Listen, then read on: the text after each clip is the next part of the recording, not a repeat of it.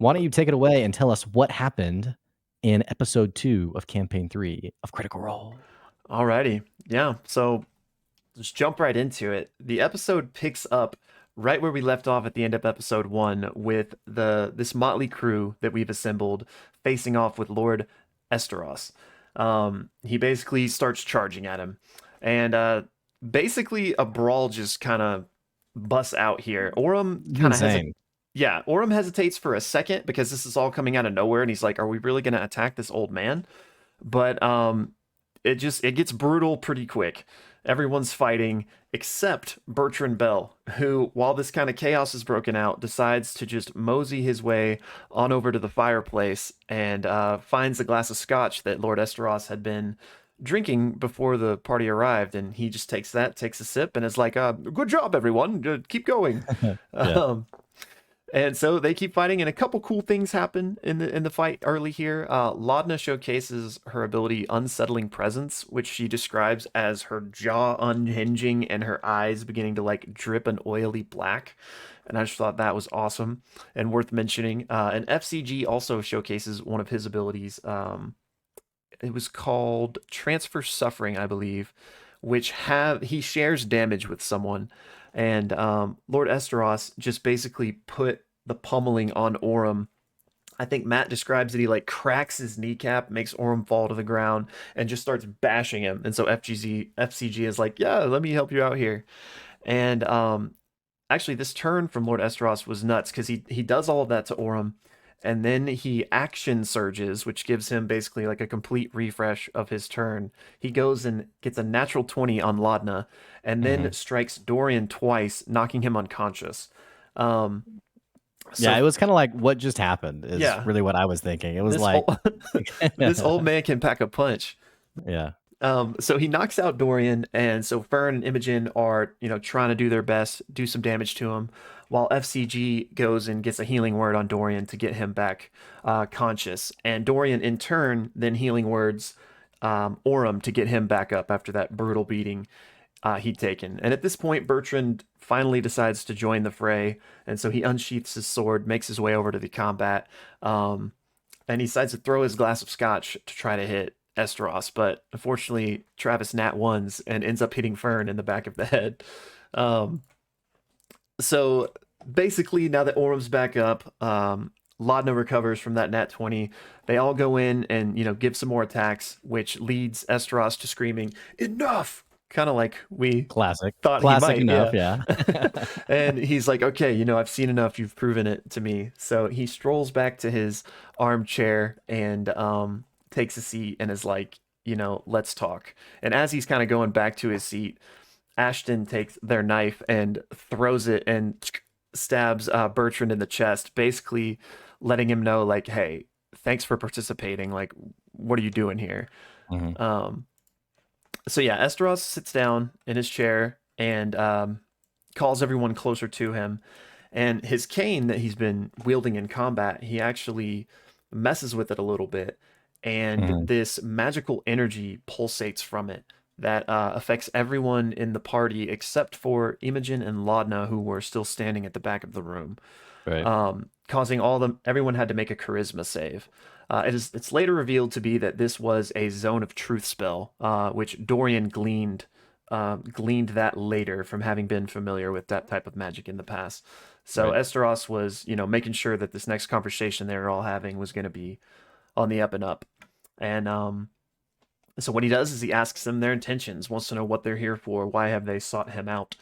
And he learns that they're here for a few reasons, mainly looking for some work, a chance to make some coin, but also the potential to make a few connections, specifically Imogen wanting to know if he can facilitate her access to the Starpoint Conservatory. He lets them know that he indeed does have those connections, and, maybe they can work together. Right. He begins kind of telling them what's going on, saying that aside from the typical socio-political issues that kind of plague any city of this size, there are also some deadlier and darker dangers beginning to creep up from the jungles below, and he's just looking for like-minded people to help combat these issues that Drusar is facing. And as they're kind of having this, he reveals this conversation. he reveals that he was once a mercenary before he inherited the estate that he has from a woman named Mistress Prudage. He inherited the manor and the estate. But now he's too old to be on the front lines. So now that he has these resources, he looks for more able-bodied younger people of like heart to kind of do stuff for him. And he lets them know that he has lots of agents like this to be his eyes and ears out in the world. So he would love to, potentially work with them as well. But he lets them know that not only does he have a lot of agents, he also has a lot of enemies. So that if they do work for him, it's going to be better to keep it on the down low that he is their employer. He wants them to keep that a secret. And Orem, one thing of note is Orem does roll an insight check during this, kind of to see if it seems like, Esteros is being um, truthful. Forthcoming. Yeah, Yeah. forthcoming. And he actually rolls a nat 20. So Matt brings back the whispers. We actually Yes. get the first whisper of the campaign and the first whisper in a really long time. So Which obviously, let's make sure we mention that in our deep dive afterwards, by the yeah, way. we will. I'll make a note for that Okay, as yeah. well. So we don't know what he reveals because it was a whisper, but still thought it was worth mentioning. Um, so like I said, he has a lot of enemies, wants them to keep it on the down low that he works for them. And this kind of conversation leads them to ask, okay, so wait, you have a lot of agents and stuff. What's going on with you and Bertrand? And Esteros reveals that yeah, Bertrand did work for him before, and he tells them that in the previous mission, Bertrand actually abandoned the mission, abandoned his troops, and was referred to as like a tragedy and unfortunate. And this mission seemingly related to the Ivory Syndicate, which is like this dark organization that Ashton notes is moving basically unimpeded right now in the city. Um, and while they're talking about all these past missions, Ashton does ask, "Hey, were you the one that sent um, FCG and all his friends to that silver mine that got attacked?" Which we know of from FCG's backstory. And both FCG and Esteros say that no, that was not him. So basically, after this long conversation, he then makes them an offer saying that, hey, if you do this for me as kind of like a trial, let's see if we can trust each other, see if we're on the same page, then maybe I'll have some work for you and maybe we can, become associates. He lets them know that he'll pay them a stipend at the beginning, and if they were to complete it, there will be more money. But again, he reminds them, you cannot tell anyone that you're working for me. Most of the crew seems okay with this arrangement. Dorian is a little hesitant because he's worried about this Ivory Syndicate and wondering kind of what that is. And it is revealed that they got the name because they originally started in the ivory trade, but now they've moved on to many, many other things. The name just stuck. So while they're talking, Esteros is like, you can have some time to think this over if you need it. And they take him up on that and decide to kind of leave, talk this over, and figure out where they want to go from here. Um, so they leave his estate and make their way to the Weary Way Tavern, which is in the nearby Lantern Spire. To get there, they take this bridge known as the Fate Walk, which is this bridge hundreds of feet long that is the only rigid bridge Mhm. in all of Drusar. It's the only like tactile, sturdy bridge in the whole city. And I just thought it was really cool world building. And Matt also mentions that they passed this thing called the Prakash Pyre, which is this torch that lights up the whole city at night. But it's currently extinguished because we find ourselves in the morning. So anyway, they make their way to this tavern and, order their breakfast and drinks and get to talking. They originally start by chastising Bell for not warning them about, the fight that was about to come and take place. And basically, they're all just kind of mad at him for just not being forthcoming with them. And he's like, hey, all's well that ends well. Everyone's fine, and we now have what we wanted. We have job to make some coin. You have these connections that you've been looking for, and he kind of, gets them off of his back. Um, and so basically, they all just start talking to each other, seeing if this is something they want to take on together, if it makes sense. And Imogen and Laudna are asked why they actually want these connections that they are searching for, why they want access to the conservatory. And FCG asks if is it about like finding answers to your dark sordid past, and Laudna says yes, it's exactly that. And it just gets kind of dropped. So they move on from them and they begin kind of questioning what Orum's doing here, and he says that he's looking for a fresh start. They said, "Oh, are you running from someone?" And he says, "No, I'm actually looking for someone." Right. They ask who, but he says, "I'm not ready to say that yet. Once we complete this job, ask me again." Um, and once they can see if they can really trust each other. Um, Also, in this time, Dorian thanks FCG for healing him during their fight, and they begin asking about like his abilities. How does he heal? Is it magic? Is it from a divine god that he worships? And he says that he doesn't know. It's just something he does. And people begin to talk about, we've never met anyone like you. And he says, yeah, I'm one of a kind. I have lots of brothers and sisters, all built for different sizes and different purposes. Um, but I'm a bit more capable, a bit more tricked out than all of my brothers and sisters. Um, and during this conversation, Laudna just brings up the dead rat that hangs on her belt and reveals that his name is Pate de Rolo, and that he was named after the royal family of Whitestone, where Laudna is from. So then everyone's like, "What? Like, tell us about your history there." And she reveals that she was born and raised there when the De Rolos used to rule, but then there was a violent coup, and they all died. And Orym pipes up and is like, "Actually, they're not dead. They came back." And Laudna didn't know this because she said she left Whitestone and never looked back. She became this like deep, deep recluse. Which brings us back to her dead rat. She says that Pate was her only company in this extreme isolation. It was just him and the voice in my head.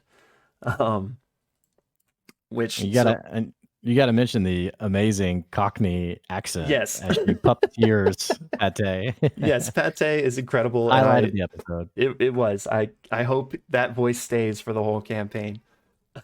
But so as they're talking about all of this Whitestone DeRollo history, Bertrand Bell pipes up and is like, "Yo, yes, yes, you've never heard of the DeRollos or Vox Machina," and he claims to be a part of Vox Machina, that he had helped them in their heyday, and begins showing off this like lapel pin with their symbol that he's wearing. He was like, "Yes, I was there when they rescued Frog Strongbone and Yeah. all of that." And Orym said, "Yeah, I've heard of Vox Machina, but not of you." And Bell's like, "No, yes, Keyleth and Vixalia, they're dear friends of mine." And he's like, "Orym, how do you know them?" And Orym reveals, he's from Zephyra, which is the home city of the Arashari, and home to the voice of the Tempest, Keyleth. And everybody's like, "What? You're one of the Arashari?" And he's like, "Yeah." And he zooms some wind to open the tavern door, and he's like, "That's about the extent of what I can do with it, though." Um, so yeah, everyone kind of doesn't really take what Bertrand said to much to have much truth in it. But they were like, "So what do you want from all this? What are you getting out of this, Bertrand?" And he claims that he's just here to foster young talent and make some coin on the side. And everyone's like, "Okay." And then kind of within their smaller groups, Imogen and Laudna, FCG and Ashton, and then the EXU cadre, they all kind of talk amongst themselves and agree that, hey, we do want to do this. So let's do it. They all decide that, yeah, all right. But one thing FCG says, we need to all be honest with each other. And Pate agrees. He says, "Secrets don't make friends." And basically, from there, they're like, "Yeah, let's pay the bill and let's head back on to Esteros's and see what we're getting ourselves into here." And Which to me begs the question if FCG is being fully honest, but we'll talk yeah, more about that. yeah, So they go back to Esteros, which Bertrand has incorrectly been calling him Esteros, and Esteros reminds him it's Esteros. They go back and they say, "Yep, we've decided we want to do this." And Esteros reminds them of just like the need for anonymity. Don't tell anyone you work for me. And they even talk about like, well, should we name drop a fake name? And Matt's like, yeah, as he like starts going through like his notes, like trying to come up with a fake name. And then Ashton jumps in and says, we're this area we work in, it's not uncommon for someone just to say my employer, and it, to not be really anything that someone would pry on. So we don't need an actual alias or anything like that. So they also talk about maybe getting like a contract at Dorian's suggestion that if they do this mission, Imogen will contractually be helped to get into the Starpoint Conservatory. And Esteros basically says, well, this one's kind of a tryout. And if this goes well, then it'll lead to a bigger job, a more important job. And we can absolutely get like a formal contract written up at that Right. point. So they agree to do it. Like you mentioned earlier, he offers an advance in the form of 50 gold each up front. He offers an additional 150 gold each. Well, actually, let me tell you what the mission is, so this actually makes sense. He mentions that over at Dial Hall in the Lantern Spire is a warehouse of his, and someone basically has been breaking in and stealing some of his products, some of his supplies, and he wants to know who it is. So he offers the 50 gold up front to take on this mission, an additional 150 gold to identify the person and come to basically a terms that solves the problem, and then an additional 350 gold if the perpetrator specifically is dealt with permanently, whatever that looks like. So quite a bit of gold to be made by each person individually, especially early on in the campaign. Yeah. They all agree. He reminds them, now again, don't let anyone know you work for me.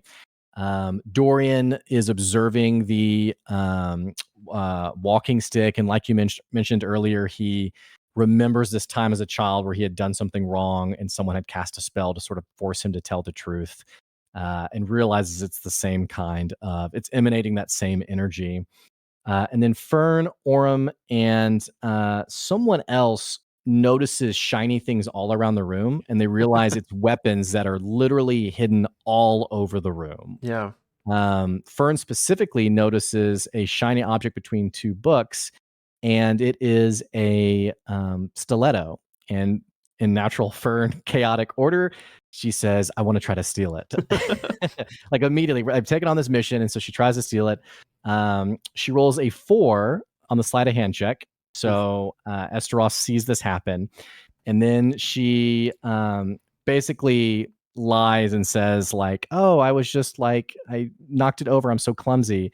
So she has to roll a deception check, rolls a 5, so she's back to back, whiffing on the rolls. And then she's like, I mean, we really might need this for the mission, that's why I was grabbing it. And so Matt, third time's a charm, is like, all right, roll a persuasion check, and she rolls a natural 1. And so Esteros is like, just put it back. It was such a great moment. Quietly puts it back, and they make their way. Fresh cut grass, by the way, is like, what am I going to do with this gold? I don't need it. I'm just going to eat it. And so gives his money to Ashton, his 50 gold advance. And Ashton, by the way, mentions just offhand that he has 4 different kinds of rages. Yeah. An interesting homebrew detail about his character that we'll have to figure more out about. And having said all that, they make their way off to Dial Hall, to the warehouse. And once they get there, they once again they pass by the Fate Walk Bridge, or go over, excuse me. And once they get to the warehouse, they decide that some of them will sort of case the joint, like go out back and see what's going on in the back alley of it. Some of them will go inside and take a closer look, and a couple of them will just be lookouts. So Bertrand and Fern decide to be the lookouts, and so they're kind of just looking casual. Bertrand actually is like, is my carriage almost here? And Fern's like, oh, are you waiting for someone? And he's like, I'm just pretending. And she's like, oh, right. Ashton, Dorian, and Laudna decide to case the place out back. And Orem, Fresh Cut Grass, and Imogen. Did I forget anyone? They're the 3 who go in and basically inspect the joint. Mm-hmm. So, by the way, while this is kind of all happening, I'm not sure really exactly when it happens, but Fern also is attempting to effectively pickpocket a random passerby and gets like 3 copper or something. And Ashton really scolds her and is like, that person needs that money. Like, you can't take that from them. Oh, yeah. Which is a really cool character moment for Ashton, who seems like this grimy, thief-esque, no rules kind of person, but clearly has this sort of moral code that makes him a character I really like. Yeah, you don't take copper, is what he said. Yeah. So anyway, the 3 people going inside, they go in and they basically announce that they are there as a go-between for their boss, Madame Shadana, I Yeah, think. something like that. And that it's this woman who's opening a shop in the core spire and says, yeah, we're here to look at some of your products, some of your textile, things like that. And we're gonna get flagged for saying this, but I very much had like an Amazon workhouse like vibe of like Yeah. people like throwing product around, trying to get things moved. There's a couple of workers. One's a dragonborn. I think the other one might have been a dwarf. I can't remember. Yeah. And a human. Pretty being watched pretty heavily by the person who seems to be the shop manager, who goes by the name of Danis. Not And Dennis. right, not Dennis, Danis. And it's sort of like, keep working, really keeping on them. Mm-hmm. And the other two are just like, they hate their life. I mean, they're just like, this job sucks, but they're doing it, whatever. Well, so anyway, while they are inside the joint, Danis is like, yeah, of course. Well, if Madam, I've already forgot her name, Shadana, Yeah. is wanting to purchase some products, sure, you can look around. So they start going through the boxes, looking things over.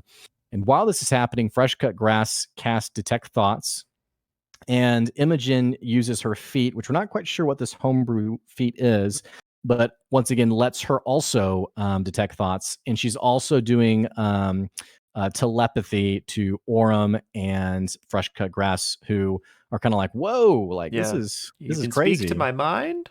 Yeah. But so they're doing detect thoughts on the workers as they're looking around. The two lowly workers are kind of like, what am I going to eat later? Like a nice sandwich is kind of all they're thinking about. Yeah. Danis, however, is fairly apprehensive, and we'll talk more about that here in a second.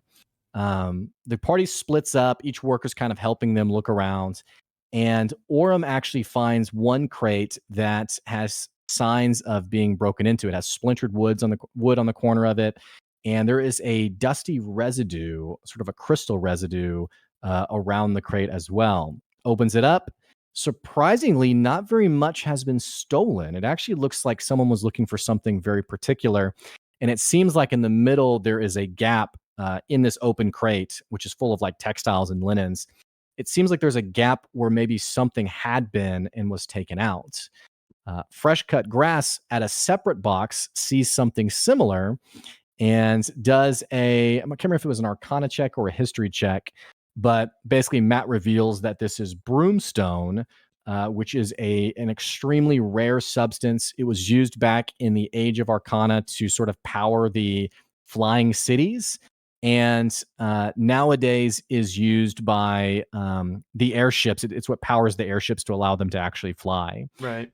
Mentions that it's not really mined anywhere, but it's actually the total amount is controlled by larger. I kind of thought of it as like mafia-esque groups, but people absolutely control the majority of it, and it's kind of out of place being found here. Back out in the back of the behind the shop, Ashton is looking at a back door that's been effectively sealed shut. It's been barred, pretty much locked down, almost as if this was a door used a long time ago, but has been permanently shut for whatever reason.